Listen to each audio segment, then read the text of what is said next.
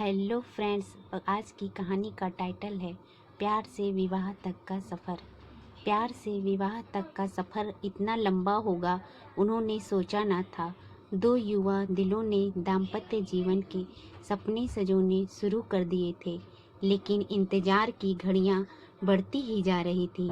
मुझे गुमसुम और उदास देखकर माँ ने कहा, क्या बात है पायल, तुम इस तरह मुंह लटकाए क्यों बैठी है? कई दिन से पूरब का भी कोई फ़ोन नहीं आया। दोनों ने आपस में झगड़ा कर लिया है क्या? नहीं माँ, रोज़ रोज़ क्या बात करें। कितने दिनों से शादी की तैयारियां कर रहे थे, सब व्यर्थ हो गई। यदि पूरब के दादाजी की मौत न हुई होती तो आज तेरी शादी को 15 दिन हो चुके होते। वह काफ़ी बूढ़े थे। 13वीं के बाद शादी हो सकती थी, पर तेरे ससुराल वाले बड़े दकियानूसी विचारों के हैं। कहते हैं कि साये नहीं है।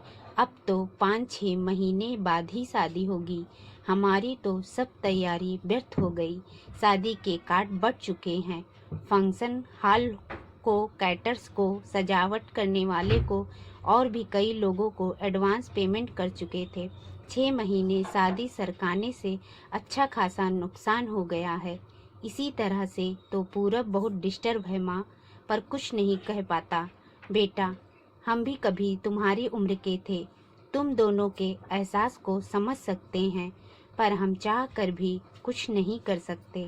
मैंने तो तेरी सास से कहा भी था कि साए नहीं हैं तो क्या हुआ, अच्छे काम के लिए सब दिन शुभ होते हैं।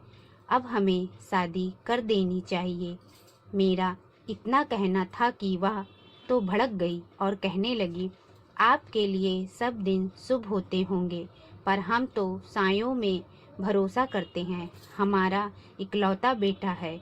हम अपनी तरफ से पुरानी मान्यताओं को अनदेखा कर मन में कोई वहम पैदा नहीं करना चाहते। पायल सोचने लगी कि मम्मी इससे ज़्यादा क्या कर सकती हैं और मैं भी क्या करूं। मम्मी को कैसे बताऊं कि पूरब क्या चाहता है। नर्सरी से इंटर तक का हम दोनों साथ साथ पढ़े थे, किंतु दोस्ती इंटर में आने के बाद ही हुई थी। इंटर के बाद पूरब इंजीनियरिंग करने चला गया और मैंने बीएससी में दाखिला ले लिया था। कॉलेज अलग होने पर भी हम दोनों छुट्टियों में कुछ समय साथ बिताते थे। बीच में फ़ोन पर बातचीत भी कर लेते थे। कंप्यूटर पर चैट हो जाती थी। एमएससी में जाते ही मम्मी पापा ने शादी के लिए लड़का तलाशने की शुरुआत कर दी। मैंने कहा भी कि मम्मी एक एमएससी के बाद शादी करना, पर उनका कहना था कि तुम अपनी पढ़ाई जारी रखो, शादी कौन सी अभी हुई जा रही है, अच्छा लड़का मिलने में भी समय लगता है। शादी की चर्चा शुरू होते ही पूरब की छवि मेरी आंखों में तैर गई थी। यूँ हम दोनों एक अच्छे मित्र थे, पर तब तक शादी करने के वादे हम दोनों ने एक दूसरे से नहीं किए थे। साथ मिलकर भविष्य के सपने भी नहीं देखे थे। पर मम्मी द्वारा शादी की चर्चा करने पर पूरब का ख्याल आना, क्या इसे प्यार समझूं? क्या पूरब भी यही चाहता है? कैसे जानूं उसके दिल की बात? मुलाकात में पूरब से मम्मी द्वारा शादी की पेशकश के बारे में बताया तो वह बोला, इतनी जल्दी शादी कर लोगी? अभी तो तुम्हें 2 वर्ष एमएससी करने में ही लगेंगे। फिर कुछ सोचते हुए बोला, सीधे सीधे बताओ, क्या मुझसे शादी करोगी? पर अभी मुझे सेटल होने में कम से कम 2-3 वर्ष लगेंगे। प्रसन्नता की एक लहर तन मन को छू गई थी। सच कहूँ पूरब, जब मम्मी ने शादी की बात की तो एकदम से मुझे तुम याद आ गए थे। क्या यही प्यार है? मैं समझता हूँ यही प्यार है। देखो, जो बात अब तक नहीं कह सका था, तुम्हारी शादी की बात उठते ही मेरे मुंह पर आ गई और मैंने तुम्हें प्रपोज कर डाला। अब जब हम दोनों एक दूसरे से चाहत का इजहार कर ही चुके हैं, तो फिर इस विषय में गंभीरता से सोचना होगा। सोचना ही नहीं होगा पायल, तुम्हें अपने मम्मी पापा को इस शादी के लिए मनाना भी होगा। क्या तुम्हारे घर वाले मान जाएंगे? देखो, अभी तो मेरा इंजीनियरिंग का अंतिम साल है। मेरी कैट की कोचिंग भी चल रही है, उसकी भी परीक्षा देनी है। वैसे हो सकता है इस साल किसी अच्छी कंपनी में प्लेसमेंट मिल जाए, क्योंकि कॉलेज में बहुत सी कंपनियां आती हैं और जॉब ऑफ़र करती हैं। अच्छा ऑफ़र मिला तो मैं स्वीकार कर लूँगा, और जैसे ही शादी की चर्चा शुरू होगी मैं तुम्हारे बारे में बता दूँगा। प्यार का अंकुर तो अब हमारे बीच पनप ही चुका था, और हमारा यह प्यार अब जीवन साथी बनने के सपने भी देखने लगा था। अब इसका जिक्र अपने अपने घर में करना भी ज़रूरी हो गया था। मैंने मम्मी को पूरब के बारे में बताया तो वह बोली, वह अपनी जाति का नहीं है, यह कैसे हो सकता है? तेरे पापा तो बिल्कुल नहीं मानेंगे क्या?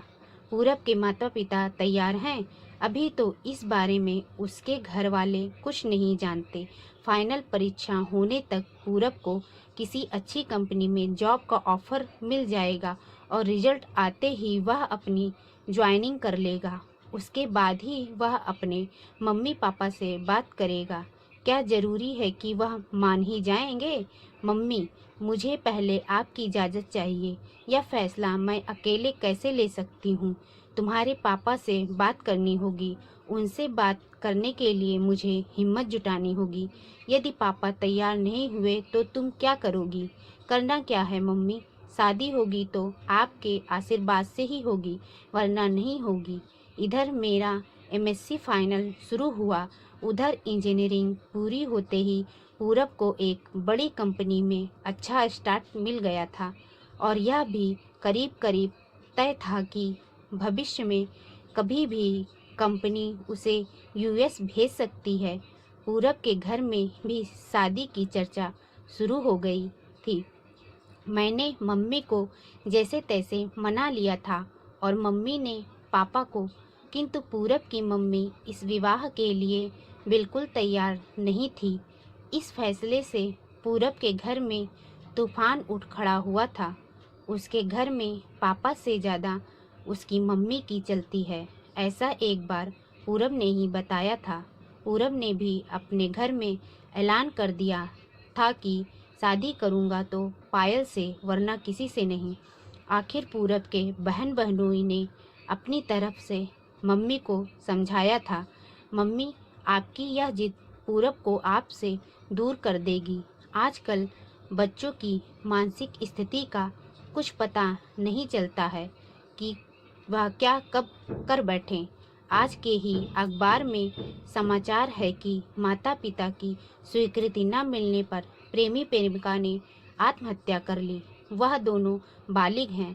पूरब अच्छा कमा रहा है। वह चाहता तो अदालत में शादी कर सकता था, पर उसने ऐसा नहीं किया और आपकी स्वीकृति का इंतजार कर रहा है। अब फैसला आपको करना है। पूरब के पिता ने कहा था, बेटा, मुझे तो पूरब की इस शादी से कोई एतराज़ नहीं है। लड़की पढ़ी लिखी है, सुंदर है, अच्छे परिवार की है, और सबसे बड़ी बात पूरब को पसंद है।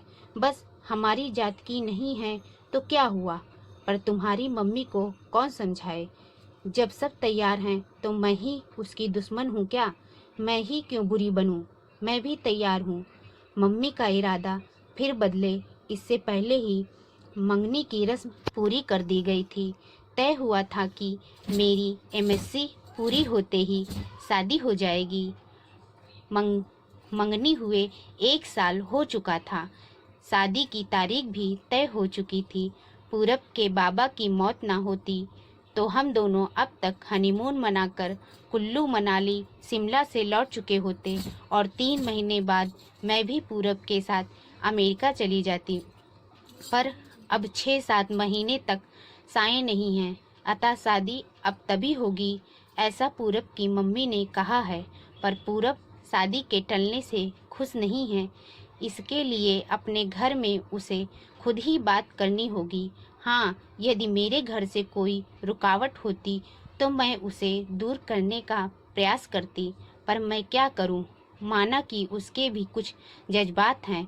4-5 वर्षों से हम दोनों की दोस्ती ही तरह मिलते रहे हैं, प्रेमियों की तरह साथ साथ भविष्य के सपने भी बुनते रहे हैं, किंतु पूरब को कभी इस तरह कमज़ोर होते नहीं देखा। यद्यपि उसका बस चलता तो मंगनी के दूसरे दिन ही शादी कर लेता, पर मेरा फाइनल साल था, इसलिए वह मन महसूस कर रह गया। प्रतीक्षा की लंबी घड़ियां हम कभी मिलकर कभी फ़ोन पर बात करके काटते रहे। हम दोनों बेताबी से शादी के दिन का इंतजार करते रहे। दूरी सहन नहीं होती थी, साथ रहने व एक हो जाने की इच्छा बलवती होती जाती थी। जैसे जैसे समय बीत रहा था, सपनों के रंगीन समुंदर में गोते लगाते दिन मंजिल की तरह बढ़ते जा रहे थे। शादी के 10 दिन पहले हमने मिलना भी बंद कर दिया था कि अब एक दूसरे को दूल्हा दुल्हन के रूप में ही देखेंगे, पर विवाह के 7 दिन पहले बाबा जी की मौत हमारे सपनों के महल को धराशाही कर गई। बाबा जी की मौत का समाचार मुझे पूरब ने ही दिया था और कहा था बाबा जी को भी अभी ही जाना था। हमारे बीच फिर अंतहीन मरुस्थल का विस्तार है। लगता है अब अकेले ही अमेरिका जाना पड़ेगा। तुमसे मिलन तो मृग तृष्णा बन गया है। 13वीं के बाद हम दोनों गार्डन में मिले थे। वह बहुत भावुक हो रहा था। पायल, तुमसे दूरी अब सहन नहीं होती। मन करता है तुम्हें लेकर अनजान जगह पर उड़ जाऊं, जहां हमारे बीच न समाज हो, न परंपराएं हो, न ये रीत रिवाज हो। दो प्रेमियों के मिलन में समाज के कायदे कानून की इतनी ऊंची बाड़ खड़ी कर रखी है कि उनकी सब्र की सीमा ही समाप्त हो जाए। चलो पायल, हम कहीं भाग चले। मैं तुम्हारा निकट सानिध्य चाहता हूँ। इतना बड़ा शहर है, चलो किसी होटल में कुछ घंटे साथ बिताते हैं। जो हाल पूरब का था वही मेरा भी था। एक मन कहता था कि अपनी खींची लक्ष्मण रेखा को अब मिटा दें, किंतु दूसरा मन संस्कारों की पिन चुभो देता कि बिना विवाह यह सब ठीक नहीं। वैसे भी एक बार पूरब की इच्छा पूरी कर दी तो यह चाह फिर बार बार सिर उठाएगी। नहीं, यह ठीक नहीं है। क्या ठीक नहीं है पायल? क्या तुमको मुझ पर विश्वास नहीं? पति पत्नी तो हमें बनना ही है। मेरा मन आज जिद पर आया है। मैं भटक सकता हूँ पायल, मुझे संभाल लो। गार्डन के एकांत झुटपुटे में उसने बाहों में भरकर बेतहाशा चूमना शुरू कर दिया था।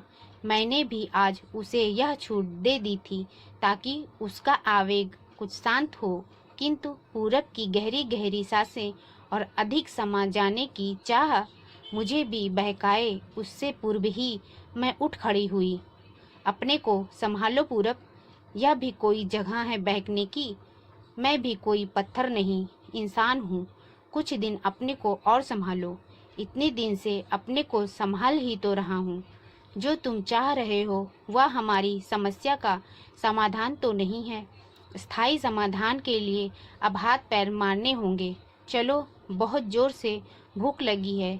एक गर्मा गर्म कॉफ़ी के साथ कुछ खिला दो, फिर इस बारे में कुछ मिलकर सोचते हैं। रेस्टोरेंट में वेटर को ऑर्डर देने के बाद मैंने ही बात शुरू की।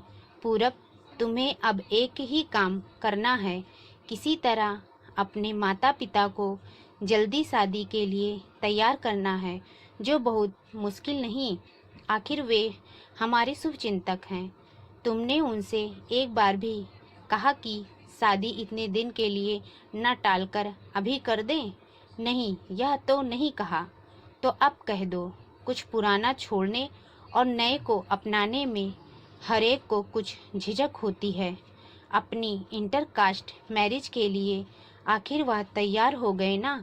तुम देखना, बिना सायों के शादी करने को भी वह जरूर मान जाएंगे।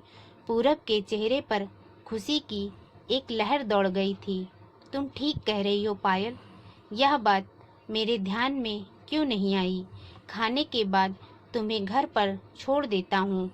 कोर्ट मैरिज की डेट भी तो पास आ गई है, उसे भी आगे नहीं बढ़ाने दूंगा। ठीक है, अब मैरिज वाले दिन कोर्ट में ही मिलेंगे। मेरे आज के व्यवहार से डर गई क्या? इस बीच फ़ोन करने की इजाज़त तो है या वह भी नहीं है?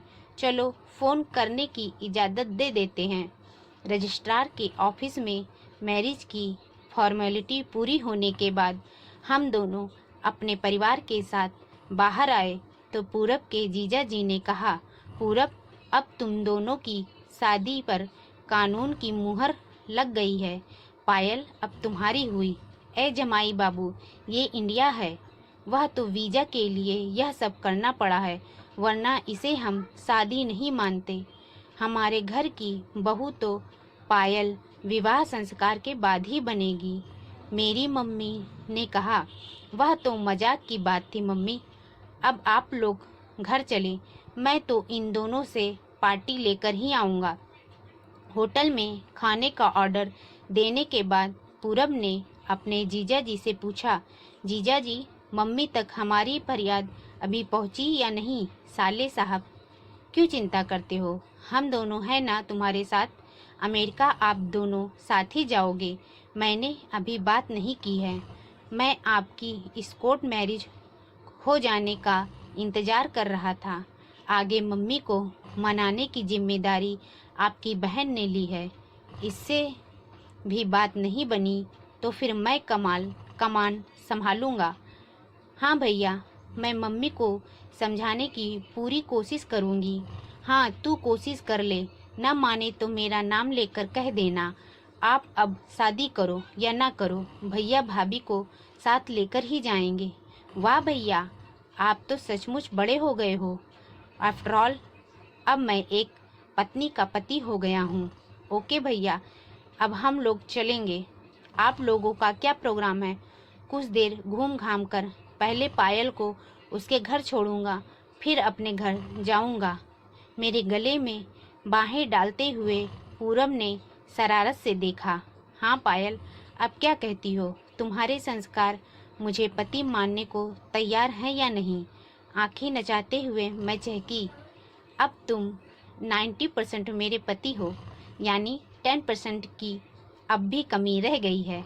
अभी और इंतज़ार करना पड़ेगा। उस दिन का मुझे अफसोस है पूरब, पर अब मैं तुम्हारी हूँ। तो दोस्तों, आज की कहानी आपको कैसे लगी, प्लीज़ हमें कमेंट बॉक्स में लिखकर बताइए। और ऐसी कहानियाँ सुनने के लिए कहानी श्रृंखला चैनल को लाइक करें, सब्सक्राइब करें और दूसरे दोस्तों के साथ शेयर ज़रूर करें। Thank you.